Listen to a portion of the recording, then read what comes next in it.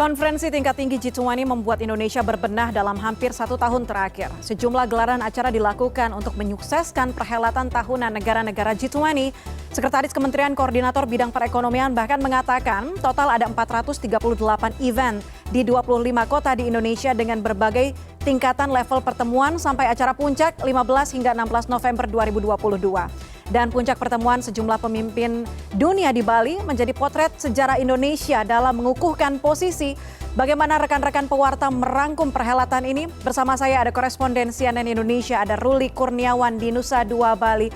Ruli, halo, selamat malam. Ruli, kita flashback ketika Indonesia menerima presidensi G20 dan melakukan kerja cepat untuk menyukseskan gelaran ini di Bali di tengah pandemi. Kalau kita rangkum, bagaimana Anda melihat pemerintah Indonesia mulai dalam persiapan menyambut tamu-tamu negara penting sampai sekarang sudah digelar acara ini? Ya, selamat malam Putra. Anda benar sekali apabila dikatakan bahwa Indonesia dalam posisi yang sulit ketika menjadi presidensi G20 Indonesia ini memang sering sekali kita mendengarnya. Bahkan Ibu Menlu Retno Marsudi pun juga mengatakan bahwa Indonesia dalam posisi yang sulit karena kita berada dalam keadaan ataupun kondisi masih dalam kondisi pandemi dan bahkan juga sudah terjadi pula perang antara Rusia dan Ukraina yang membuat geopolitical tension semakin hangat, semakin besar dan semakin terasa di sini. Dan kalau kita melihat bagaimana respon Indonesia, yang jelas Indonesia pasti akan berusaha yang terbaik setelah mendapat troika dari Italia menuju Indonesia. Pastinya ada tanggung jawab yang coba akan dilakukan oleh Indonesia di sana bagaimana agar presidensi G20 Indonesia bisa berjalan dengan baik, lancar dan apa yang diharapkan sama-sama adanya kata sepakat deklarasi atau komunike ini bisa kita sama-sama dengarkan dan juga rasakan. Itu terbukti bahwa hari ini Presiden Joko Widodo mengatakan bahwa Indonesia berhasil mengeluarkan G20 Bali Leaders Declaration. Ini adalah perjuangan dan juga panjang dari para seluruh orang yang terlibat di G20 Indonesia saat ini. Dan kita bisa mengatakan ini adalah suatu perjuangan luar biasa karena kita sama-sama di berbagai media mengangkat bahwa ada tension yang terjadi baik dari blok barat juga blok timur terkait dengan adanya invasi Rusia ke Ukraina, ada juga antara China dan juga Taiwan dan juga banyak masalah lagi permasalahan yang di dunia. Namun mereka akhirnya salah satu keberhasilan yang emang menjadi hands up dari dunia adalah Indonesia ternyata berhasil untuk mengundang 17 kepala negara untuk datang ke Bali untuk melaksanakan KTT G20 ini. Itu mungkin salah satu keberhasilan juga yang mendapat apresiasi besar dari dunia internasional. Dan terlebih lagi, sekali lagi saya katakan bahwa Indonesia berhasil mengeluarkan yang namanya G20 Bali Leaders Declaration. Perjuangan berat dan kita bisa menuju ke arah sana. Dan tidak berhenti di sini, karena nanti akan ada transfer knowledge dari para punggawa-punggawa G20 Indonesia ke troika berikutnya, yaitu ke India. Puspa. Saya rasa benar kalau tensinya begitu tinggi sampai tadi di awal Anda panggil saya Putra bukan Puspa.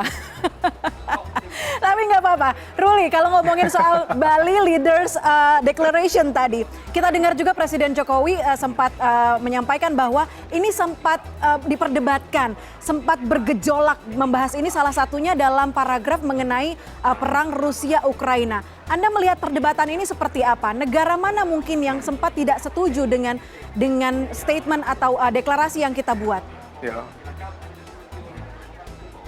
Ya, Puspa, memang sejak bulan Februari Maret ketika memang terjadi invasi atau perang antara Rusia dan Ukraina ini bisa dikatakan segala sesuatunya berubah. Terjadi yang namanya krisis energi, terjadi yang namanya krisis pangan, bahkan terjadi yang namanya krisis ekonomi. Bahkan di tahun 2023 diprediksi pertumbuhan ekonomi global akan menurun bahkan hanya dipatok selama 2% saja. Ini menjadi sebuah perhatian dan juga perdebatan serius dari para kepala negara, kepala pemerintahan yang berada di G20 ini sendiri.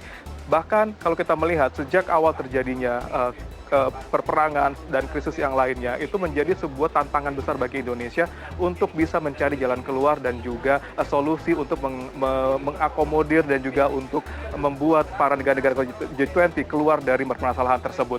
Dan kalau kita melihat banyak sekali yang namanya working group, minister meetings yang sudah dilakukan, bahkan lebih dari ratusan yang dilakukan.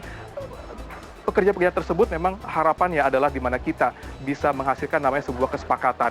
Memang bahkan dari ketika KTT berlangsung di hari pertama tanggal 15 November kemarin, tension sudah mulai terasa di sini antara negara-negara dari G20 dari blok barat, G7 maksud saya dari blok barat terhadap dengan Rusia, juga ada China dan juga India di sana. Namun kalau kita bisa melihat, namun akhirnya yang menjadi result utamanya adalah ternyata bisa dihasilkan sebuah kesepakatan. Meskipun kalau kita lihat tadi pagi di tengah, kita ingat sama-sama ketika Presiden Jokowi membuka gelaran KTT G20, statement pertama yang Pak Jokowi adalah stop war.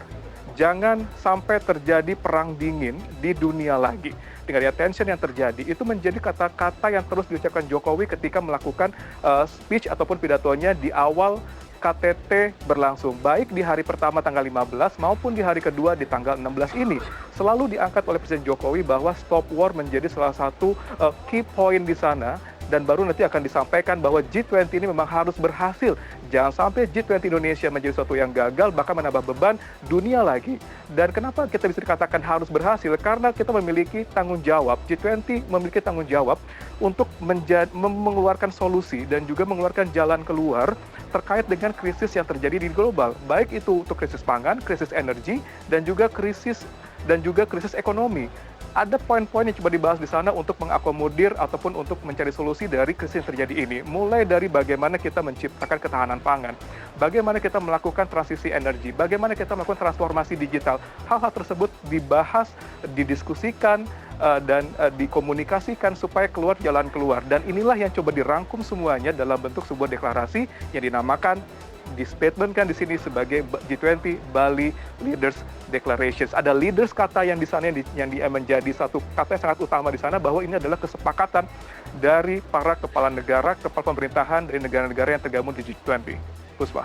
Oke, Ruli, diinformasikan ada ribuan jurnalis termasuk dari Indonesia dan dari internasional ini bergabung untuk mendapatkan informasi dari gelaran konferensi tingkat tinggi G20 di Bali. Bagaimana kemudian perjalanan Anda? Mungkin bisa diceritakan kepada kami perjalanan Anda sebelum tanggal 15 sampai 16 November.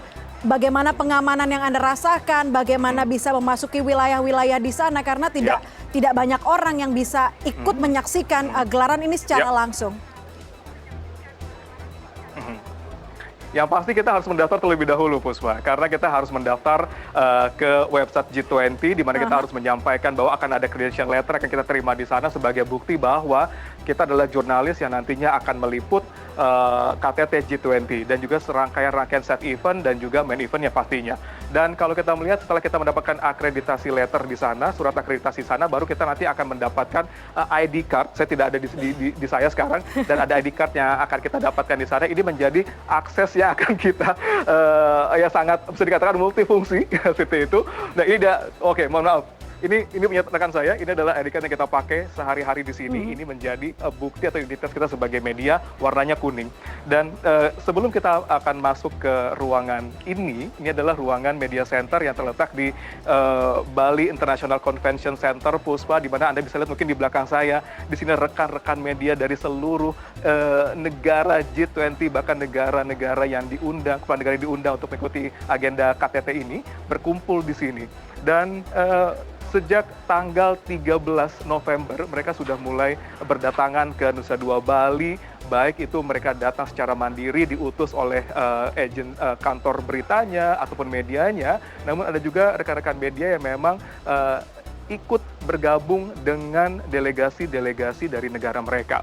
Dan di sini kita semua bekerja, di sini kita mencari informasi, di sini kita mencari narasumber-narasumber prominent yang akan menjadi bagian dalam menciptakan liputan-liputan untuk menyampaikan kepada dunia, inilah KTT G20. 13 November hingga 14 November kita terlebih dahulu kita melaksanakan agenda B20, di mana juga menjadi sebuah keberhasilan sendiri bagi Indonesia, di mana agenda B20 ternyata berhasil meningkatkan investasi Indonesia, karena memang bisnis 20 ini hasilnya adalah bagaimana kita bisa mengembangkan ekonomi dunia dengan beragam macam aspek dan elemen di dalamnya. Dan pada tanggal 15-16 ini baru kita akan melaksanakan yang namanya KTT G20. Dan para jurnalis yang ada di sini, mereka kita dikatakan kita sudah datang ke sini sejak pukul 6 pagi dan baru pulang sekitar pukul 11 malam hingga 12 malam, karena tiada waktu kita untuk bisa menyampaikan berita, untuk melakukan live report seperti ini, dan juga untuk mewawancarai narasumber. Dan yang menarik bahwa setiap hari kita harus melaksanakan antigen Karena apabila kita tidak memasukkan antigen, maka kita tidak bisa mendapatkan akses untuk masuk ke dalam media center ini sendiri. Namun yang menarik Puspa, selain kita berjibaku, bekerja keras di sini untuk menyiarkan, untuk melaporkan, untuk meliput segala rentetan acara-acara yang ada di KTT G20 ini.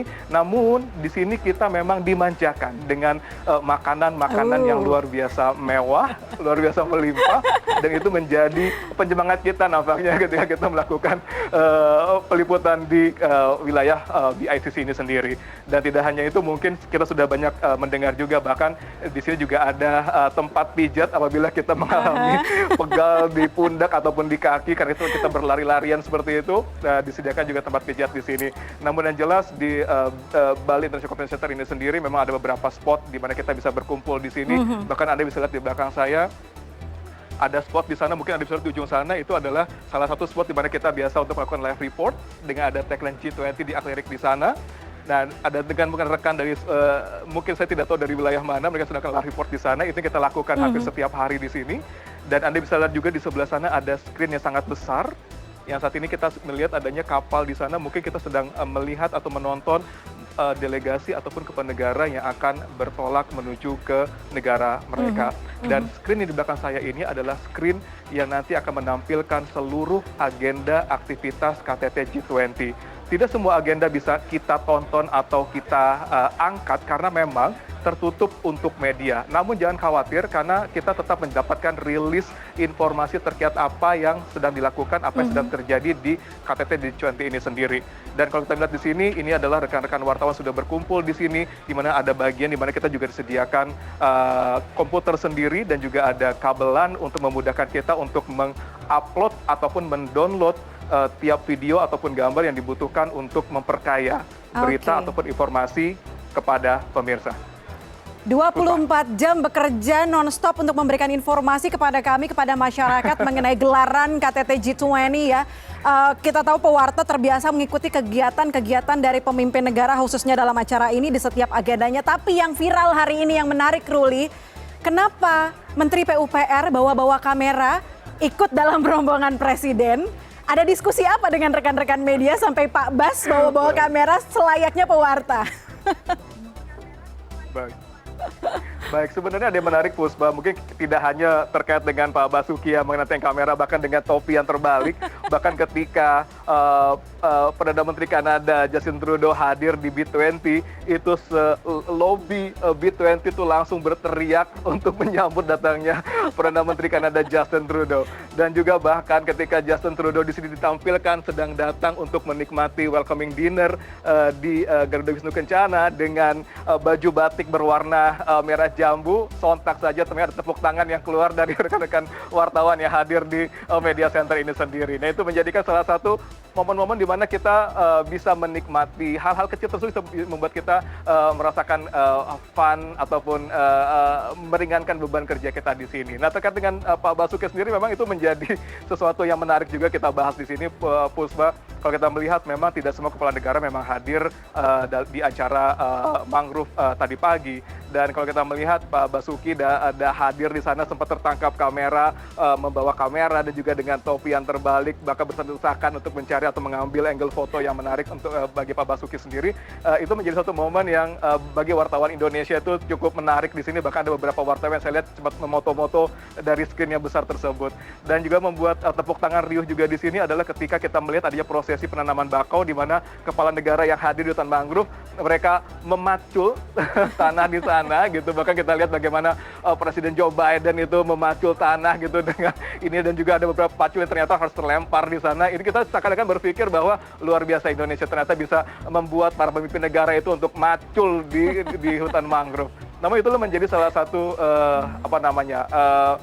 bagaimana Indonesia berusaha untuk menampilkan sesuatu yang baru di sana. Bahkan untuk hutan mangrove Taruyan ini sendiri, ini adalah suatu contoh kepada dunia bagaimana Indonesia sangat concern terkait dengan iklim dan juga terkait dengan limbah plastik. Dan mudah-mudahan apa yang coba disampaikan tadi pagi dalam penanaman mangrove ini bisa diimplementasikan untuk negara lain di dunia, bagaimana kita harus menjaga lingkungan kita dan juga menjaga iklim kita. Puspa. Oke, di luar tadi gambaran-gambaran menarik, gambaran-gambaran menyenangkan yang terjadi dalam gelaran KTT G20, kita harap keseriusan Indonesia dan juga negara-negara G20 dalam tadi Bali Leaders Declaration ini bisa benar-benar direalisasikan dalam beberapa tahun mendatang. Baik. Dan tadi pemulihan ekonomi pasca pandemi silakan. Baik. Tapi penting Puspa, ternyata memang peran hasil dari deklarasi ini sendiri tidak lepas dari peran negosiator. Tadi juga Bu Retno Marsudi menyampaikan bahwa negosiator Indonesia memiliki kapabilitas yang luar biasa sekali, memiliki trust dari beberapa negara bahwa kita bisa menjadi negosiator yang handal sehingga berhasil untuk membawa para kepala negara datang ke Indonesia untuk langsung berdialog di sini dan akhirnya menghasilkan sebuah kesepakatan. Dan nanti juga pastinya akan ada beban yang besar sekali bagaimana hasil dari deklarasi ini bisa diimplementasikan dengan baik sekali, dengan tepat sekali, terutama buat Indonesia. Karena bagaimanapun gelaran G20 ini adalah gelaran yang luar biasa besar, luar biasa mahal. Harapannya adalah hasil yang dicapai saat ini dengan adanya G20 Bali Leaders Declaration ini tidak hanya berhenti di sini, tapi bisa juga diimplementasikan ke Indonesia, bagaimana kita bisa meningkatkan perekonomian kita dengan peningkatan UMKM, dengan transformasi digitalnya, bagaimana kita juga bisa mengatasi ketahanan pangan di sana dengan adanya industri pupuk yang baru di sana, bagaimana kita bisa melakukan transisi energi di sana untuk mencapai net zero emission kita di tahun 2060, dan juga bagaimana kita bisa melakukan transisi dan juga transformasi digital supaya harapannya bisa membantu peningkatan pertumbuhan ekonomi Indonesia. Karena memang tahun 2023 diprediksi kita akan mengalami tumbuh sekitar 5% saja, dan harapannya mungkin akan lebih dari situ apabila kita bisa mengimplementasikan hasil dari G20 ini sendiri. Jangan sampai hasil G20 ini hanya menjadi lembar-lembaran semata. Yang penting sini adalah bagaimana kita, bagian pemerintah terutama, bisa mengaplikasikan apa yang dicapai, apa yang dihasilkan dari deklarasi G20 ini untuk kemaslahatan seluruh bangsa Indonesia. Puspa. Oke, terima kasih banyak koresponden CNN Indonesia Ruli Kurniawan. Selamat kembali bertugas. Mungkin kalau pegel bisa pijit-pijit dulu tadi ya di belakang. Terima kasih. Selamat malam.